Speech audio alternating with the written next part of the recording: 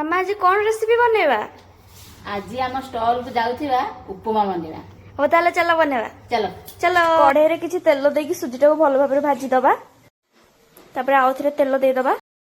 तेल पके देचे गरम हो गेलानी जीरा सोरिष बिरी सुखिला लगा देबा। तापर दबा पियाज और भुसुंग पत्र। पियाज हो गेलानी बादाम दे देबा। फिर बीट गाजर पके दबा। टिके हल्का लूण दे देबा। बीट गाजर भाजी हो गेलानी हळदी गुंड देबा। गुंड आ लूण पानी दे देबा। चीनी टिके दे देबा। चीनी टिके हल्का देले माने उपमार बालांस ठीक रहेगा। लूण राग सब बालांस ठीक रहेगा। फुटी गलानी एबे देबा सुजी।